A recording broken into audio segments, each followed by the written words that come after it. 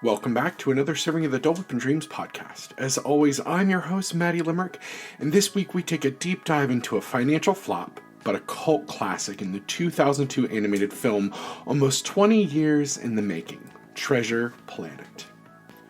Like many Disney films before it, Treasure Planet didn't just begin production one day with little development before it. The film was first pitched in 1985 by two men who would go on to co-write, co-produce, and co-direct the film, Ron Clements and John Musker, while they were pitching a film called The Little Mermaid.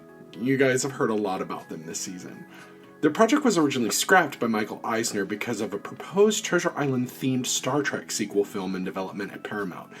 For my confused Trekkies out there, this film never happened and would be replaced by the film that we know now as The Voyage Home. Clements and Musker tried again after the release of Aladdin, but Jeffrey Katzenberg, deep enemy of the pod, just wasn't interested in the project. Finally, the guys complained to Roy Disney, who ended up siding with them, and it was agreed in 1995 that if they directed Hercules, the company would produce and release Treasure Planet at a later date. For more about that, don't forget to check out our episode of Hercules with our guest, the Gay Gaston.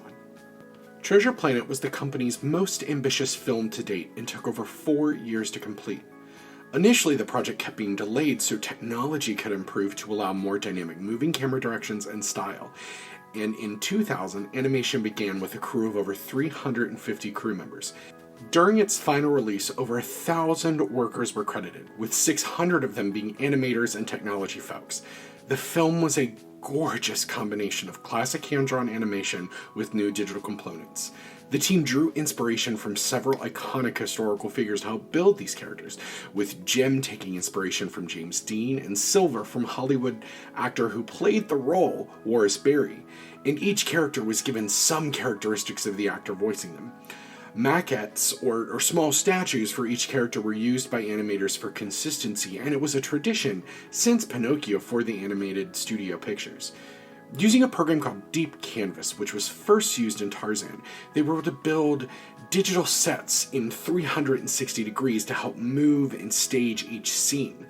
This was combined with the ideas of painting images with depth perception so that the crew could just drop the camera in digitally anywhere on the set and maneuver it, and you could get a shot as you would if it were a live-action film. They combined digital and hand-drawn techniques for some character traits like Silver's arm. Clements and Musker developed what they called the 70-30 rule for the style and art of this film. So this means 70% should look like the traditional 19th century as we know it historically, and 30% should look like science fiction. This was why the aspects like the Ethereum were created, because it was thought the characters in spacesuits would just lose the romanticism of the traditional 19th century story. The film as a whole takes inspiration from the 1911 illustrated version of Treasure Island. The cast was absolutely out of this world and featured talent like Joseph Gordon-Levitt, David Hyde Pierce, Martin Short, Roscoe Brown, Emma Thompson, and Patrick McGoogan in his final film role. Any problems aside, the film was set up to be a worldwide success with an initial budget of over $140 million. But on its opening day, the world didn't crowd to the theater to see Treasure Planet like the company hoped. It ultimately only grossed $38 million domestically and about $110 million worldwide. And while it would garner a 2003 Oscar nomination for Animated Best Picture, what went wrong? For the audience at home, Treasure Island was a well-known film property and novel, and it would be Disney's third use of the story if you count Muppet Treasure Island, which I don't know why you wouldn't. And it wouldn't even be the first time that the world saw a space-age Treasure Island after the release of the 1985 film from France, Treasure Island in Space. So again, I ask, what went wrong? Everything we could find points to its opening weekend, and the two movies that opened alongside it, and a contract that would not permit them from changing that release date. By 2002, the world was wrapped up in Harry Potter fever, so you would understand the apprehension of Treasure Planet opening alongside the second film in the franchise, Harry Potter and the Chamber of Secrets, and a sequel for the Disney company themselves, The Santa Claus 2. So again, you're asking yourself, Maddie, why didn't they just change the release date? I mean, it's the Christmas season. Surely November 27th didn't have to be the release date, even though I'm sure that was Thanksgiving weekend. Well, as all of my 90s babies remember, Disney movie releases meant huge merchandise tie-ins with everyone from Mattel and Hasbro to Kraft and fast food. But one particular contract locked them into that release weekend and they could not move. McDonald's. The fast food titan made it so that legally, with their contract, Disney could not change the release date, so they could not avoid the release alongside of Harry Potter. Studio chairman Richard Cook looked back and felt that maybe they didn't do enough to entice the audience to want to come. So essentially, their initial trailers were serious and dramatic and dangerous, and they didn't showcase any of the fun side of the movie. I mean, prior to its release, a sequel was actually planned, sending Jem and Silver on an adventure to stop a prison break from a Willem Dafoe-voiced Ironbeard. But despite a mediocre box office and more favorable home video sales, the sequel was scrapped. We here assume that the final nail in the coffin was the less than stellar critical reception for the film. I mean, Ebert gave it 2.5 out of 4 stars and found the space theme to be gimmicky, while A.O. Scott of the New York Times said it was not much of a movie and just brainless mechanical picture. Do you guys agree? Because we don't. We'll be right back after this.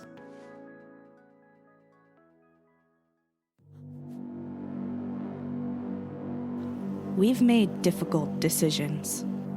And there are still more ahead of us. 2 people aren't enough to save the galaxy. We need the toughest, Smartest. deadliest allies. We need you. We need you to join us. And listen to Reignite. A certain point of view podcast about storytelling. Love. And Mass Effect. Join us every other Thursday as we fight for the fate of an entire galaxy. You can find us everywhere you get your podcasts. Or at certainpov.com/reignite. We're counting on you. We should go. Welcome back, matey. Welcome back, everyone. On the show today, I have a dynamic performer who I am so excited to have with me today, Gabe Martinez. Gabe, welcome to the show. Finally, I'm so excited. Bitch, all you had to do was ask. I know, I was You were nervous, on my though. list of people, because, little spoiler, Gabe's amazing wife, Emily, has already been on the show. She was my guest for Rescuers Down Under, and now I have Gabe, and then maybe I'll have one with both of you together. Yes, we're both total dreamers. We're stans. I love we're it. Excited. I love it. Never miss an episode. And I would love, in a little bit, I'm going to make you talk about your first time at Disney, which was this year, going to the park. So we're going to tender age of 32. Hey, listen, I didn't go until I was in my 20s the first time, so it's so Gabe, why don't you tell everyone at home a little bit about yourself and how Disney has played into your upbringing and kind of your programming as an artist? I would love to. I'm a lifelong Disney fan, lifelong performer. I can't really do anything else. I've been performing professionally since I was about 11. My father was a band leader. I performed with his band. I started getting into shows and stuff. I didn't think I would be a theater person until high school. I was injured one football season, and the director pounced on me in the off season to be in Annie Get Your Gun, and never looked back. I played a little bit of football in college, but ended up just studying theater. Out of school, I got a job on cruise ships. And I did that on and off for about 7 years. Production singer, band singer. Those shows were very top 40, not very theatery, but I took a couple breaks from cruise ships and I did a couple of national tours. I did some regional theater. I did some off New York stuff. So I'm just kind of an all-over-the-map performer. Anything and anything on stage, singing and dancing in front of people. That's all I really do for a living. As far as Disney goes, I wasn't allowed to watch TV when I was little. I watched football with my dad, and I watched Disney movies, and that was it. That was all we did. I've pretty much memorized the entire Disney catalog, every lyric of every song. You were talking earlier about my first trip to Disney, which is not, that's got an asterisk next to it because my parents took me to Disneyland when I was like 4. Oh. But I don't really remember it or anything. So my first real Disney experience was as a 32-year-old, wanting to go my whole life, never being able to scrape together the money to do it properly. But my wife Emily and I finally, after getting off our last ship, after we retired from cruise ships, getting off our last trip in Tampa, we rented a car, drove up to Orlando, and met our friends Frank and Kelly there, and the 4 of us did Disney together. We did 5 days, and we got the real hookup because Kelly's mom works at Disney as a concierge. So she so we would never... That's the deal. That's right. The deal. You did. With fast passes for everything, all the insider information, skip this, do this twice, everything. This is, her job is to create bespoke Disney vacations for actual famous people.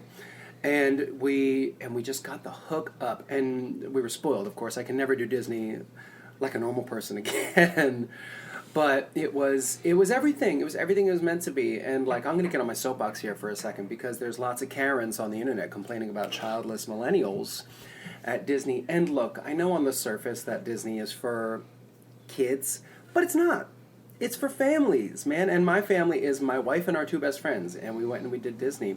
And quite frankly, your screaming sunburnt 3-year-old can never experience Disney the way somebody like me can. Somebody who's spent 3 decades memorizing the Disney catalog. It's for families, man. And don't discount other people's families. And Magic knows no age limit. Correct. Listen, as a pass holder who tries not to behave like a pass holder, and a as of August cast member again, there's, I think the internet has put so much pressure on people having this perfect giant Disney vacation, and people are taking their kids so young. I see families there with between 4 and 6, 7 kids, and I'm like, how? Under the age of 12, I was right? Why are you doing this right now? It's zero fun. Yeah, exactly. That's the thing. No one is having fun. Or it's my other favorite thing is the bridal parties where everyone looks miserable because you can tell it's their 3rd day and the maid of honor is a nightmare. We all have seen those. And they also didn't plan properly. They didn't plan properly because that's the thing is I know there's this new trend of people we're not going to plan anything when we go to Disney. We're just going to go. And I was like, how do you do that? I need my 3 fast passes so I know I'm going to ride at least 3 things, and if I'm going to eat, I need that reservation because you're not going to be able to eat anywhere otherwise unless It is a real insider thing. Left to my own devices, I would have been miserable just like that, and it was a huge privilege to have the hookup that we did, and I recognize that. But also, there's a perception about that as well. Why haven't you been to Disney World before? We were standing in line for Rock and Roller Coaster, maybe, and there was a few teenage hotties, like Mean Girls. It was the Plastics. They were in line behind us, and they were there are all these people here that are in their 20s and have never been to Disney World. Didn't your parents love you? And listening to this conversation was so cringy. Because we just didn't have the money for it. We didn't have the money to fly to Orlando and buy fast pass. We were I don't want to put my parents on blast, but and they did a great job. But that was just something we never had the money for.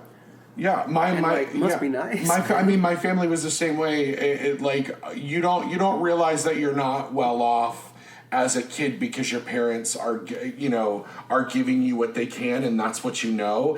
And then so when my grandmother passed away, my mom was like, cool, my parents were like, we're gonna do this thing. My parents hadn't been since they worked or my dad worked for an insurance company where they got to go as part of a conference, and so I think they went 5 times in 5 years, and I went with them once in those 5 years. But yeah, so it's one of those things that I think people now, especially younger people, in an age where, and I'm guilty of this, where Disney is an Instagrammable commodity, that people take it for granted that it used to be this once in a lifetime thing that is now not, and the whole idea is that when I first worked there in 2013, we still trained to treat everyone as if this might be the only time they will ever come to property. And I gotta say, the cast members that we interacted with, every one of them were real life superheroes. These people are the best. They have bought in, they have drunk the Kool-Aid, and their purpose in life is to make your experience amazing, no matter who you are, every step of the way. People were like, you're a grown-ass man with a beard and tattoos who's just crying all over Disney World? Dope. Let's make this amazing for you. Yeah, I love it's the one place where I turned 30 and no one warned me that part of being in your 30s was that you just cry a lot more because you're way more emotional. And so I have started travel journals, and a lot of them, like when I was in London the last time, was just like something was beautiful, or I cried in front of complete strangers again. And so it's one of those that Disney is a trigger that will always make me cry. I'll cry at a parade. I'll cry at the happily ever after fireworks because they're beautiful. And, I was watching another movie that I'm recording this weekend for the podcast, and I remember seeing it as a 17-year-old, 16-year-old, when I still dated girls, and took my girlfriend to see this movie, and I did not cry. And last night I was folding clothing, crying. Ugly crying. And, it's one of those things. And this is, this movie that we're talking about today, Treasure Planet, is another one of those films where I remember I've seen it a few times before I watched it for this, and I always enjoyed it, but again, I think it's this idea that there are these things that work as dreams and magic and things that it's the most lowest common denominator themes we understand as kids, and then as adults there's so many more layers to unpack that we can, and to me this movie really gets that, and it's actually to me a shining point of this era of Disney films, because this is post-Renaissance. Disney had gotten some of the best movies out. They were now riding that CG horse, really trying to figure it out. Yeah, and they were riding this entertainment monolith that, they had always been the leader of their kind of genre, but then the Renaissance happened and they just took it over because they had competition. In DreamWorks and the Don Bluth Studios and Universal, we were just starting to get a lot of things, and so Treasure Planet for me is a standout film of this time.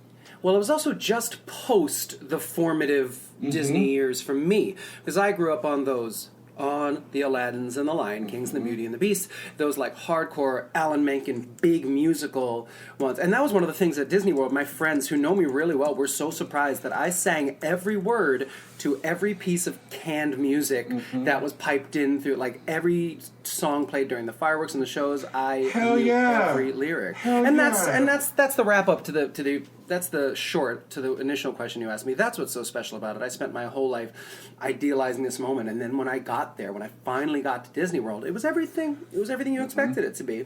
And it wasn't just about the big splashy ones. I think that films like The Great Mouse Detective and Treasure Planet and these non-musicals that are kind of like B-side Disney, deep cuts, still work themselves into the fabric of the whole Disney brand and Disney experience. And that's why I cried twice last night watching this movie in front of my puppy. Well, and it's one of those things that I love, because when they do Disney Vacation Club, meet and greets and stuff, special, they're called Moonlight Magic events, they just did a couple right before the big quarantine, and Jim was one of the characters they brought out. They brought out Keita and Milo from Atlantis. They are these characters that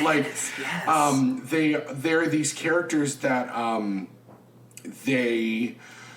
that people remember and go, oh crap, and Disney goes, shit, we need characters that we don't have in the parks. Who are we gonna pull out? And that's the one thing I love is when we get these Treasure Planet characters out, because they're so great to kind of have these connections, because then people go, oh crap, I want to go watch that movie again, because it's just such an interesting connection to to the kind of nostalgia, because this isn't a period for a lot of people. It's, it's 2 years after Tarzan, which is the end of the Disney Renaissance, and a lot of people were getting a little bit older and things, so it's nice to have that kind of connection to this property.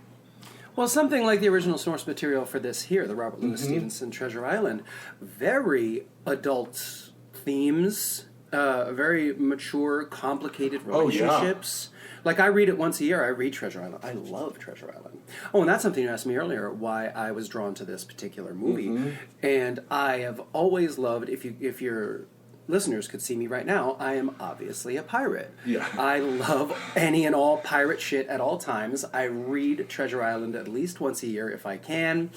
And I'm currently writing a book about space pirates. Space pirates. I am. Just as like it was something I started on my last contract, and I just started picking it up again in quarantine, and I don't expect to do anything with it, but it's just fun.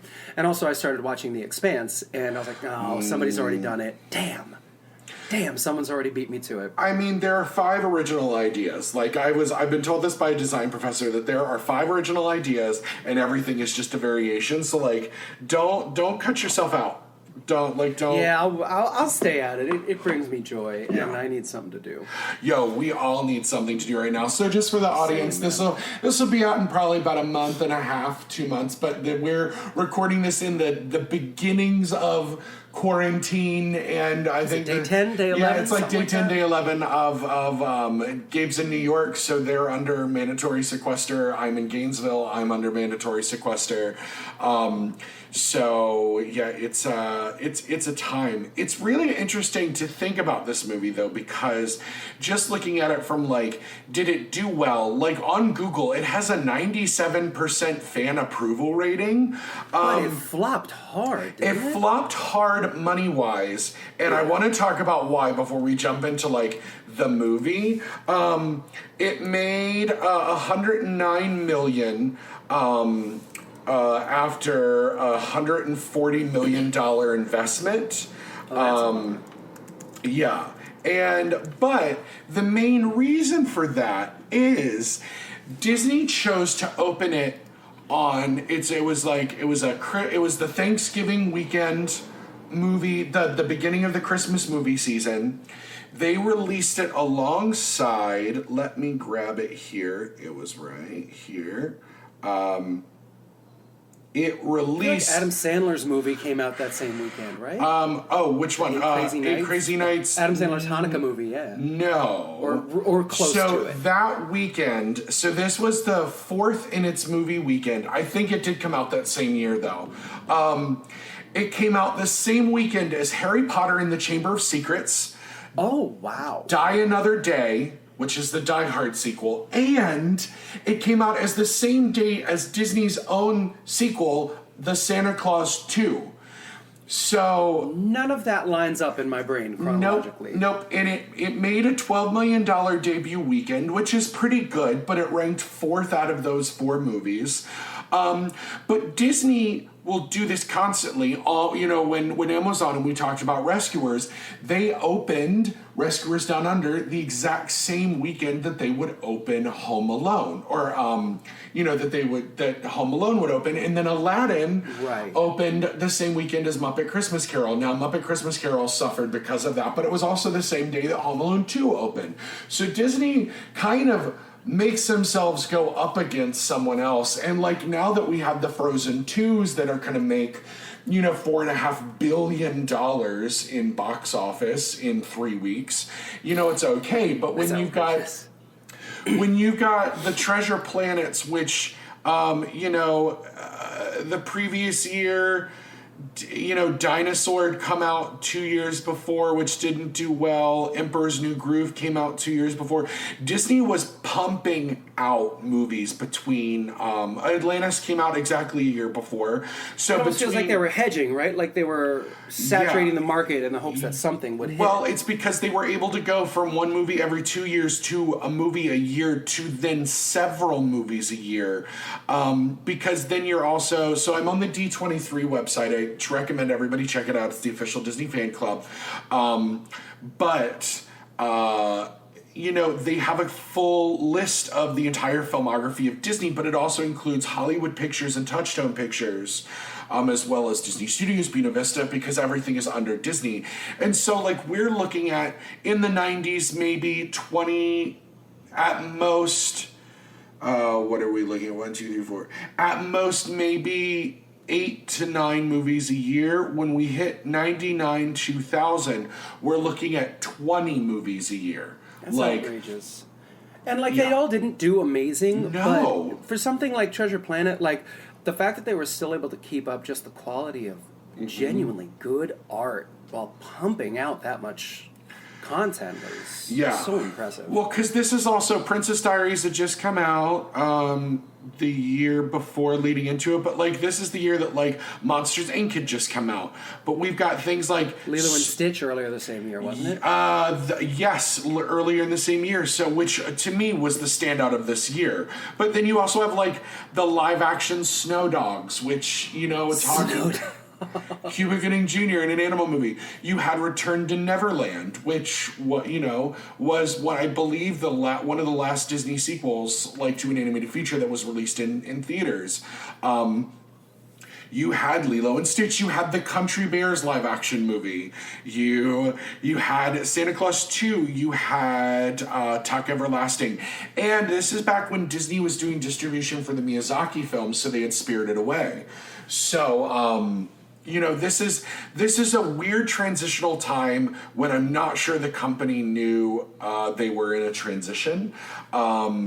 But they were still putting out good stuff. They were still putting out good stuff because the critical reception didn't catch up to the new stuff. Well, and they say that the critical response was good, but on Rotten Tomatoes, the aggregated score is about a 69, and the audience at the time was saying about a 70. So I think it's because it was a departure from what made the Renaissance, and people have always been resistant to the heavier CG movies that Disney has released. So this is a beautiful example of what you can do with digital backgrounds and hand-drawn characters on top of it. Right. And in hindsight, we can look back and say, oh, it wasn't seamless, like, it wasn't perfect, but at the time, it was gorgeous. Like, don't pretend that you didn't, like, clutch your pearls when you saw those space whales going by the ship for the first time. Yeah, well, and even the ships alone are just beautiful. And, like, this is one of those, the Crescent Moon spaceport, like, the design on this film is gorgeous. The production design is so smart. It's one of the best, to me, one of the best aspects of this film. I agree. Because to me, the humans look realistic in a non-Disney way. Like, they have the enlarged eyes. But it's one of those things where, like, I feel like you can realize these people, like the humans, in an easy way. Like, you could easily... and they were all made-up alien creatures, too. Like, they just went nuts, which was so great. That's what I love, is they went apeshit on the aliens, because normally, with Star Trek and Star Wars, there is this focus when we have human bodies inside the suits to make them all humanoid, where, they didn't need to do that with this. It was fully animated. We could have these unusual looking aliens, which you don't even see that much in Lilo and Stitch, because all of those aliens, whether they're bigger or smaller, are humanoid in shape. Humanoid, yeah. Yeah, they're generally humanoid. I like the little Helena Bonham Carter one that just has like 2 little arm legs. Oh, yeah. You know the alien I'm talking about. Oh, yeah. And so, this movie, this is one that I think has to live on in nostalgia, and I think nostalgia is what keeps this movie going, because the people that love this movie, and what's nice is the people who are younger. The nice thing is when you're watching a movie as a kid or even as a young teenager before you're too cool to like things, you can get past the things that are like, this is a little bit wrong, this is a little bit jumpy. It's why people still love the Mighty Morphin Power Rangers. There are those things of all of those rough lines are blurred, but even watching this as an adult, for me, this holds up. Well, they also were able to... It's the Disney thing that no matter if it's a lion, an alien, an anthropomorphic dog, they're able to capture such intense human emotion, especially in somebody like Silver, like the character of Silver, that design, the cyborg components, his little Benihana knives that he has in his Yep. cyborg arm. But then at the end, there's a bit where, oh gosh, they're on the ship, they're trying to get out, and he puts on his, like, don't fuck with me face, and he's genuinely terrifying. And then 30 seconds later, he gives up the entire treasure galleon to save Jim. And, like, just what a fully fleshed out, believable, relatable, human character Long John Silver is. And that, by the way, is different to the book. In the book, the pirates and the good guys come to they have a truce, and they find the treasure together, and they leave with it. That's the end of the book. Yeah. Silver still takes some and pieces out at the end, but where they deviated from the source material was to create this relationship between Jim and Silver, this theme of dealing with loss and finding something you didn't expect to find, and all those great Disney things. Like, I don't think in the entire Disney canon we have another relationship quite like Jim Hawkins and John Silver. Would you say? No, I agree with you. That we don't. And the thing about him is they worked through the 90s making the villains this brand, which is now paying off because it is a very expensive ticket to go to those villain parties at Magic Kingdom. Oh, the cruise ship show? And like, the cruise ship show. So dope. And, like, people, it's okay to love the villains, but the thing is, this is what we're seeing now of, you have movies like Wreck-It Ralph 2, Inside Out, where there's not even really a central villain, because sometimes the villain is ourselves. And so they do this beautifully with Silver, and it's beautifully performed.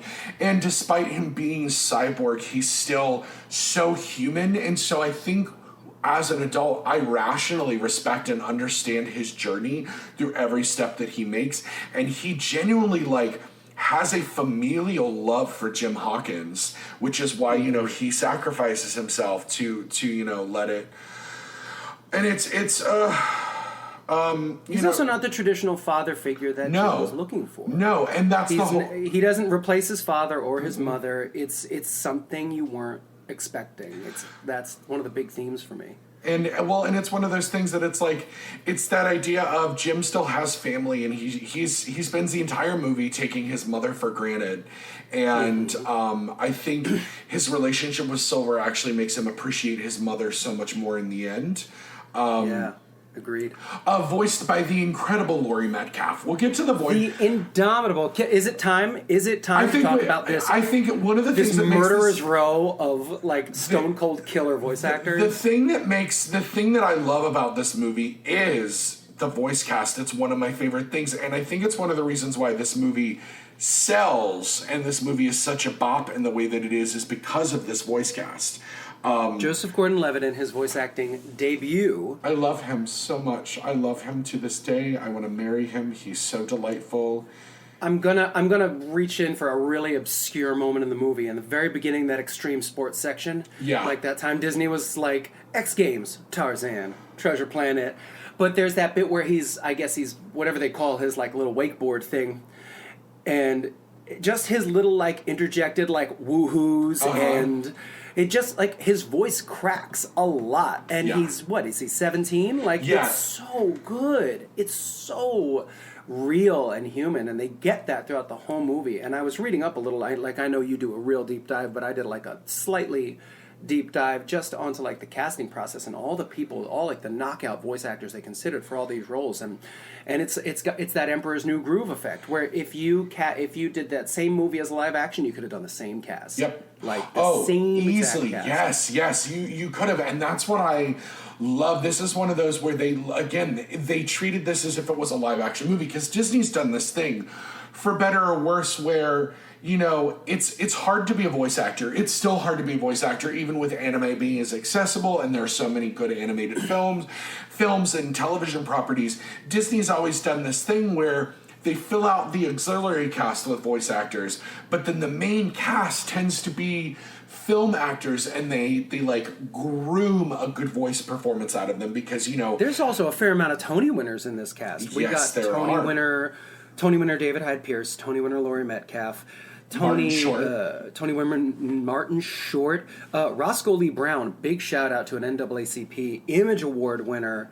And who else? I mean, Brian Murray, the voice of Long John Silver. He just dug into that Cornwall accent, like that stereotypical pirate accent, and just really dug into it. He's a South African actor. Yeah. And I read an interview with him recently where he was talking about growing up in South Africa and his mother not wanting him to have a South African accent, so doing all sorts of dialect work from the ages of 7, 8, and 9, and just digging into that Cornwall accent in a really authentic way that doesn't read just, "Gar, pirate." He really did a proper, deep Southwest England accent for this character. He's Tony winner, the two-time Oscar and Golden Globe winner, the indomitable Dame Emma Thompson. I have a confession that anytime Dame Emma Thompson has been on screen, even as an anthropomorphic cat alien, I have a smoldering, devastating crush on her. On what she does. I am in love with Dame Emma Thompson. There's nothing she can't do. She's heartbreaking. She's delightful. Even when she does musical theater, I don't care that she can't sing that well. Like, I don't. Like, her Mrs. Lovett at the Philharmonic was so great. I love her. I love her Mrs. Potts. You know, and when she was one of the better parts of the live action Beauty and the Beast. Like, she's so good. Like, I just cut to the Love Actually scene where she's listening to Joni Mitchell and crying because she knows her husband Alan Rickman is cheating on her. Never forgive Alan Rickman. And you know, it's one of those, like, she understands her craft, but she also is like one of the most delightful human beings. She understands the art form. She just gets it. If anyone out there has not heard of the podcast, My Dad Wrote a Porno. You should just listen to it. It is not family friendly. It is very not. It is about what it sounds like. It is a young British television producer who found out that his dad has been writing erotic pornography under the name Rocky Flintstone and been releasing it on Amazon. And so he and his two friends, a sassy redhead and a quirky gay, decide to read it one chapter a week. They just finished book 5. Didn't they do a live They do several live shows, but they also do a footnotes episode every week where celebrities who also love the podcast come on. And Emma Thompson does one of the episodes where she talks about wanting to play the Duchess, which I love. I just love so much. But to hear her talk and her just fine RP dialect and just talk about like how ridiculously wonderful this erotic pornography is, like, I recommend, because there's also one with like Daisy Ridley, which is delightful. There's a Lin-Manuel Miranda episode, which is delightful. That's what's going to get me back into that podcast, because I took a break for a while. It was a lot, and I needed a break. It is a lot, but like when I have a doldrums day, they're the only thing that can make me smile. So like that's putting this in the middle of the episode, I recommend going just for no other reason than also talking about Emma Thompson being amazing. And I also think that her relationship with the David Hyde Pierce character, Captain Amelia Smollett, and Dr. what's his name? Doppler? Because he's an amalgam of two characters from the book, which is Squire Trelawney and Dr. Livesey. But the two of them, their relationship is so strong, and I read a bit and found that they were both heavily involved in the design and development of their characters, which is the least surprising thing, because they're so strong. Captain Amelia Smollett. What a crush I have on her. There's a character in my space pirate novel, directly based on Captain Amelia Smollett. Well, and I was making a bunch of Pride t-shirts for people that were like Disney-themed Pride shirts for Gay Days this past year, and I coined the term bicon for like my lovely bisexual people out there, and so we were doing like General Shangley being one, obviously. Yes, sir. Yes, we stand. But also, I didn't realize that like queer women look to Captain Amelia as like a queer icon in Disney film, which I am here for. That's the least surprising thing I've ever heard. It is the least surprising thing, but it's because most of my queer female friends love a woman in authority that knows how to wear a suit. Her boots are hip high. Forget thigh high. Her boots are so high. And the characters in this movie are so intelligently designed because they are so emotive in a way that animation you don't always get. And this is a thing that outside She has a Cindy Crawford mole. Yes, Why? she does. Perfect. Like outside of Disney and Bluth, I don't care what you say. Maybe like How to Train Your Dragon might be an exception of this, but no other animation studio gets the depth of character and the soul in the eyes in the way that Disney does. It is something in the devil voodoo contract that they have that you can see the soul, and like you can tell when it's a main like Disney Animation Studios versus Disney Toon Studios animating these things, but like there's still always this depth of soul and love in the eye, especially in the newer. It's weird to think this is a newer film because this movie's 18 years old, but oh God, I have students feeling my age today, man. Oh please! Every time my students are like, "I was born in 2000," "I was born in 2001," and I go, but yeah, it's one of those things that these are all these things that just. Oh, they just lean into how I love this movie. And honestly, I get why in the time that the book was written that they chose the ending that they did with the pirates and the captain and the pirates and the military making a truce and standing up to that truce, because there's always been this legacy of an honorable pirate, and then when film came along, the dishonest pirate. And this is the first live action adaptation that Disney made in 1950, which was Treasure Island, I believe was 50. And so, this is also one of the most adapted stories in all of literary history. It's one of the most adapted. But this was, I believe, the first animated one. Well, I know way too much about pirates, and in the golden age of piracy, people saw very little difference between privateers, pirates. Almost all pirates were ex-military, ex-navy, who just fell onto what you might think of as the wrong side of the law by chance, and they were very rarely the villains and cutthroats and murderers that they were made out to be. Like they got there. There was a pirate nation in Nassau in the Bahamas that was poised to take over all transatlantic trade. But for the most part, sailors, privateers, pirates all had a healthy amount of respect for one another. And in fact, a lot of them were employed by the British Empire to attack Spanish and French ships. Like there was the lines between British sailor and pirate were very blurry at the time. So the idea that they would form a treaty and come to an amicable understanding is very in keeping with what actually happened historically. And that's also the thing of this idea of history always is written by the victor, and so of course they're going to go back, and every nation is going to go, no, pirates are the enemy, these swashbucklers. When really most of them were privateering and doing what they were doing because they were poor, their countries were keeping far too much money, they could not make ends meet. And so it's another example of you had people that became pirates to become pirates or whatever, but you've also got people who are leaving the military and are disenfranchised and have no money and are not being honored for serving their country. So of course they're going to turn around and and do what they did. It's there was a Starz original series called Black Sails for anyone who likes pirates. Treasure Island related, but also very historically accurate. Very interesting, very cool. It's like Game of Thrones, but with pirates, and it's my whole favorite show.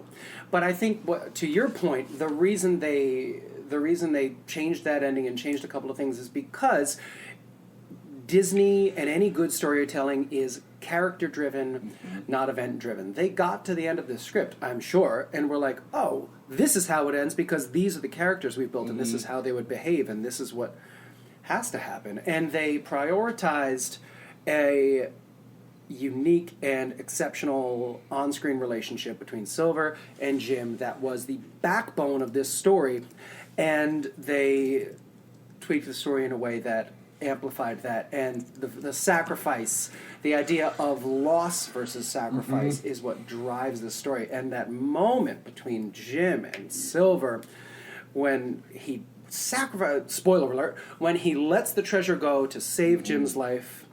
And what does he say? Oh, it's only a lifetime of dreams, lad, or something like that. Yeah, I think it's also important because any good journey movie, or it's like any good campaign, not everyone's going to make it to the end, so it makes sense that, like, they get into this treasure trove and there are only 5 of them. Like, that makes a ton of sense, that they've lost the rest of the pirates along the way. They're all in this thing. I do also love any good treasure map story, and so I love this idea that they actually had to go through a portal to get inside of the planet. It's the only way. There are just all these things that are just, they're so right and are just so good, and they lead to, like, that adventurous, like, tugging of the heartstrings of everybody. Oh, and the only reason they can use it is because Jim is the only one who can open it, because he's the only one clever and resourceful enough. Right. And that's another theme I wrote down. It's like the idea of money and power and that sort of thing not being the most important attributes, but cleverness and loyalty and stick-to-itiveness and resourcefulness, and Jim is a misunderstood young, male character in a classic way who doesn't conform to society's expectations, but his gifts are what show out at the end and what end up saving the day. Well, and this is what I really like that Disney did in the 2000s, successfully or unsuccessfully, that they flipped the idea of the traditional masculine lead role. Because even Aladdin is traditionally masculine in so many ways, and Jim and Aladdin are very thing, but like. Because we had Milo in Atlantis, who is the opposite of, like, your traditional male action hero. Jim is the plucky sidekick kind, but type. But this is his hero's journey. We're going to even see, for better or worse, Chicken Little. You're going to see Meet the Robinsons during this time where a lot of these male characters are the men we are told not to be. We're told not. We're told to. But brawn over brain and be like overtly sexual and misogynize women. And the men that we're seeing in this time period are not necessarily living by those ideals, which I think Treasure Planet is devoid of that entirely. Yeah. There's almost. It's one of those we're going to talk about in a bit, but it's one of those that I think thematically and, like, when we're talking about problematic or not problematic of how it stacks up, there's not really any cringy stuff in it, which I really liked. And it was, you could tell that they were focusing on the story and not purposely, like, making a woke movie to be woke, because this is, I think, a little bit before the aspects of wokeness and being woke.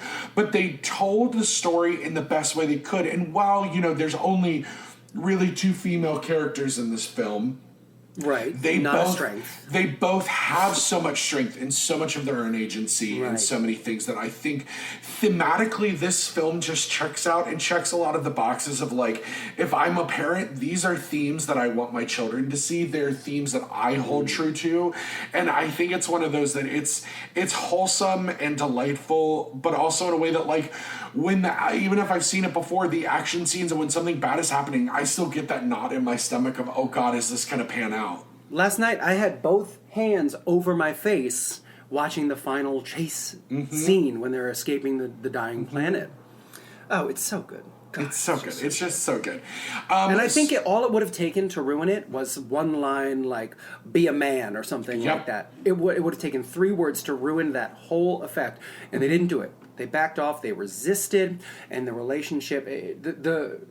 I think, is this the only Disney movie entirely devoid of a love interest of any kind? Until now. Like, we've started doing that now with things. But yeah, I think in this time period... Up to that point. Yeah, because even, like, the younger boys will have crushes and, like, things. Milo gets Kita at the end of Atlantis. No such thing. I even think, now, I have not seen Dinosaur yet. I'm sure we'll have to cover it on the show. But I don't I even think that he has a little lady love interest in that. He does. He has a lady dinosaur. But it's always a lady dinosaur. Just to bounce back to what you were saying about the total lack of toxic masculinity in this film, there's one moment that gets it for me. There's Silver has a monologue. Take the helm and chart your own course, no matter the squalls, and all of that. And he said, and the end of the line is, God, I hope I'm there catching some of the light coming off you that day. And there's tears welling in Jim's eyes, and he just plunks his forehead down onto Silver's belly, and they just have this heartbreaking, honest, real hug where you can see Jim's hand grasping the back of Silver's jacket, and it's just such a human moment. And they have another hug like at the end, and I think it might be my favorite two male character relationship in film. Is there anything better? It's so real, and they need one another so desperately, even though they both think what they need is the treasure. And of course, and that's why they let the treasure go at the end, and that's why they deviate from the source material, because they have to lose the treasure to realize that what they actually found is much more valuable. Yeah, but they still get treasure at the end. Yeah. Of course. Just a little bit. Now, so I have a question for you. We're talking through this. As you've watched this through, and because you know the source material, you kind of know the legacy of like pirate films. Is there anything plot-wise in this that you thought doesn't work, or something that you would like to see them have tweaked? I knew you were going to ask me this, and I was having such a hard time coming up with something. Well, and there isn't always an answer for that, because, you know, for me, I love a good action film, and this checks all the boxes in a way that, like, even while I enjoy the first Pirates of the Caribbean movie, which would come out about 8 months later, it's one of those that I don't look through this and go, yeah, I would like this to be different. I would like, because it's one of those that I don't feel the 95 minutes. I think it's a level. I think it clips at a nice pace. Really, and as far as Disney, and if movies, I had to come up with something, that was it. That's just me. I could have had another hour of this movie. In the book, a good half of the book takes place at the Admiral Benbow Inn. And they don't get on a ship for a while in this book. And the stuff that takes place before is all very interesting. Billy Bones is at the inn for like a month before the others show up and find him. He's a great character. There's this great scene in the book where he puts a pile of money down on the bar and says, "Let me know when I've worked my way through that." And it's an obscene amount of money, and the original joke is that, oh my God, more money than you could ever drink through in a lifetime. But he gets through it in about 3 weeks. Like, there's great stuff that happens at the Benbow before they ever leave. There's an excellent chase scene in the book when they're leaving the Benbow, and it's hardly a criticism for me to say that, because I know they got to keep it to about 95 minutes. But I could have done with more pre-adventure, with more pre-expedition stuff. My idealized 2020 woke brain thinks that they could have made Dr. Doppler a female character, and therefore pass the Bechdel test between Dr. Doctor, and Captain Smollett. That would have been dope. But then the little, I lied before. There is a love story between Captain Smollett and Dr. Doppler. And then we wouldn't have had that. We wouldn't have had that absolutely charming B plot between the two of them, between David Hyde Pierce and Emma Thompson. Man, I just want more of it. And when I learned that there was going to be a sequel that got canceled, Willem Dafoe was going to be Blackbeard, man. Oh, I love that. Though, those straight-to-DVD release movies tend to get the lowest quality priority of anything, and so I feel like every second of it. It's one of those I'm ultimately I guess I'm a little happy they didn't do it, but at the same time, but that's also, they were trying to cut their losses, because again, the company was not doing great again during this time, when you would hit about 2006, 2007, not doing super great. But yeah, it's so strange. I wish I watched this movie more. I wish it was one of those where I would have sat down, because I've owned this DVD forever, like just ever and ever I've had it. But I had that bad boy on VHS in the big chunky plastic case, man. Yep. I agree with you that I understand the 90 minutes, because ultimately you are making a movie for kids, and the kids, their attention. Yeah, and you want a movie where they're going to have their eyes are not going to deviate, which is an old Katzenberg Eisner thing. And this was getting near the end of Michael Eisner's time. We had a little bit of time left with him. Jeffrey Katzenberg had left in 94. Michael Eisner would be around for a little bit longer. Into the 2000s, but this was a big thing.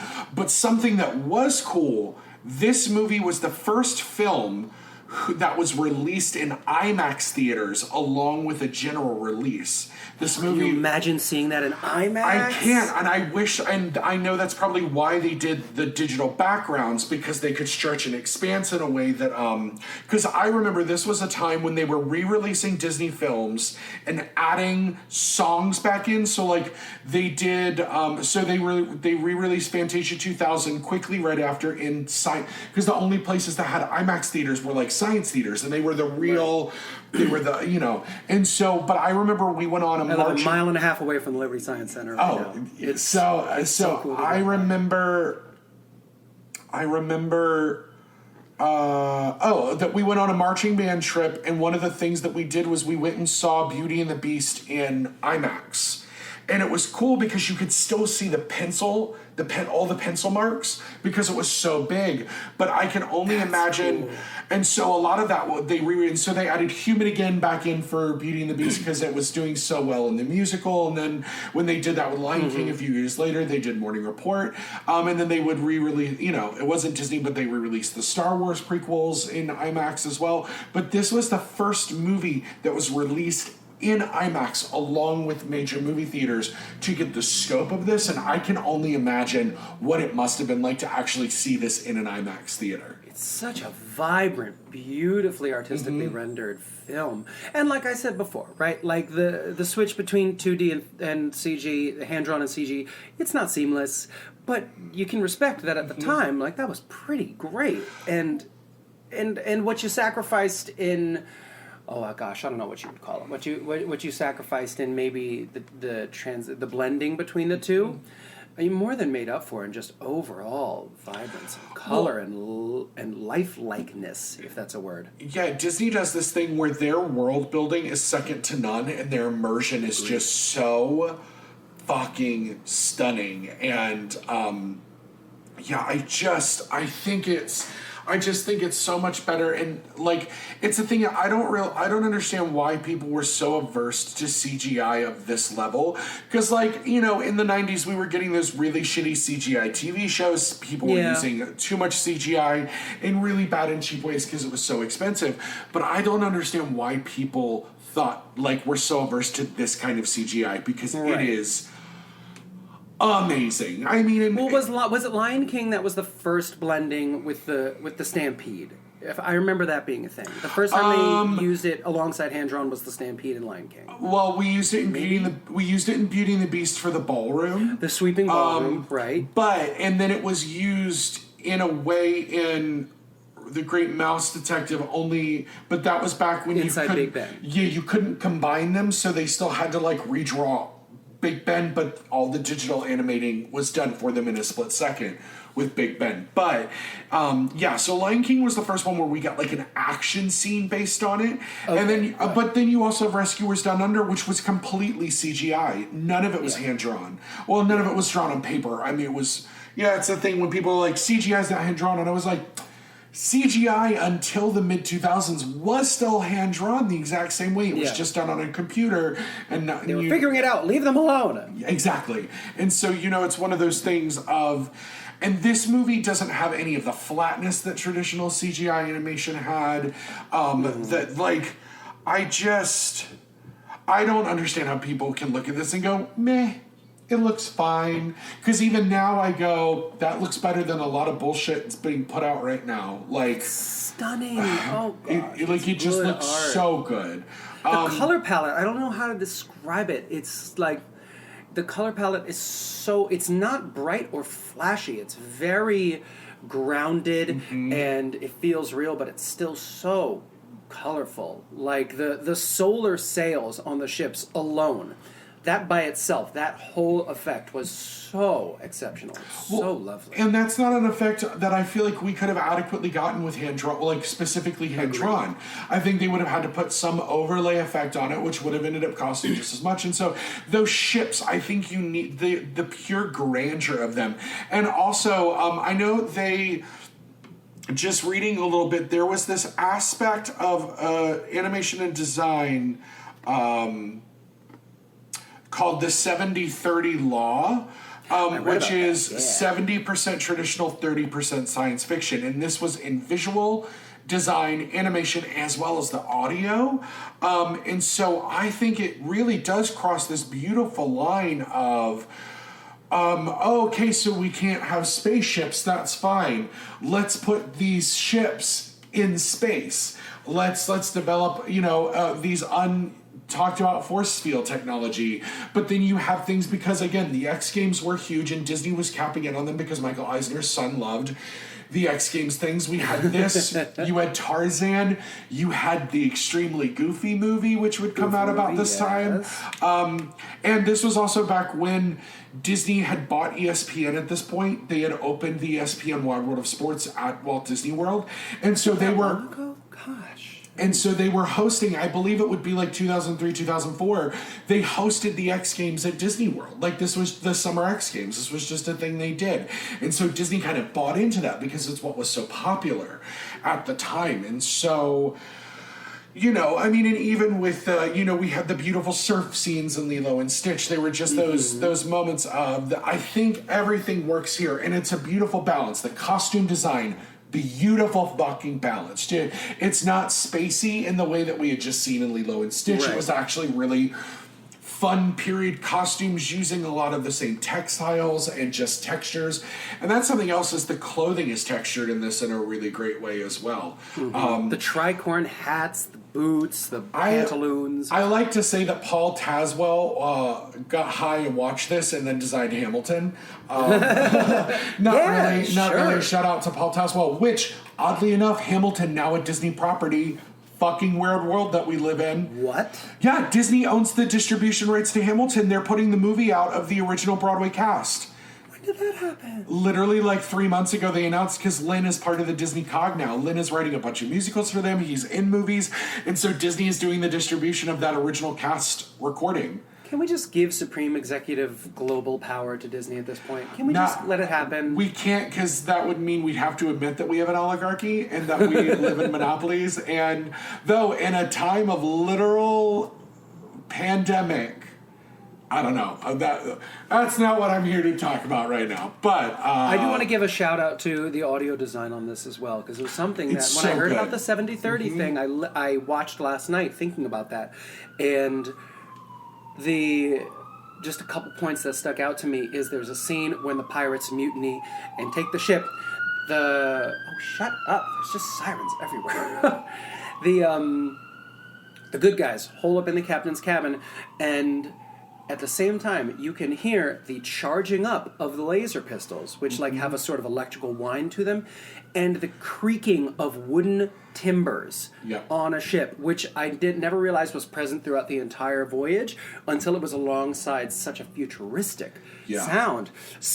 John Silver they never say it, but in the book, he was the bosun, and I won't get into the entire hierarchy of positions aboard a pirate ship at this point, but when he decides it's time to mutiny, after Jim, wounds him in the galley, he comes up on ship and blows a whistle. That is a real pirate's bosun whistle. You can't see it, but that's the sound one of them makes. That is a very, very accurate pirate thing, man. They missed zero details on this shit. They were so on point. And then the gravity generator and the sound that makes with the wind filling the sails. They did not miss a trick. They never do, but no. I still have to be in awe of it every now and then. But there are times where this movie is so subtly underscored and so subtly sound designed. And also I'm so sick of steampunk, but this movie crosses that steampunk line. So to me, Silver is the representation of steampunk because he wheezes in a way that also an old injured pirate does. That's the thing, is now that I am an older person, and Agreed. Same. my body pops when I stand up, and my back, I'm literally in a wheelchair if I sleep in the wrong way. They mirrored his the sound of the ticking and the clicking and the steam leaving in a way that like also feels natural to someone who's been through war, who's like lost a leg, lost an eye. That's the thing is like, well, probably for somebody who works around machinery as well. Like everything is right, and it's so subtle that again you say like, oh, I didn't even notice, but you know what? I think if we talked about it, we would have noticed if it wasn't there, or if it was just every now and then there was a sound cue. But there's so much throughout this entire thing that well, you just as a is costumer so good. know this, that on any given stage play, if you don't even notice the costumes, the costumer's done their job perfectly. Yep, that's what my. And I feel the same way about sound design. I do. If you're not listening for it, it should be perfect. Sound, lighting, costume, scenic. The thing is, I know it's a boring show or a bad show if a review talks about design elements. Yep. One, because it means they bothered to look at what our names are. Two, it's one of those that it's my thesis this year was 6 contemporary costumes with a couple of like costumey elements on a play that's short titled called We Are Proud to Present. It's a really heavy modern piece, and like we have this class called THE 2000, which is just intro to theater kind of thing, and all the kids have to write papers. And my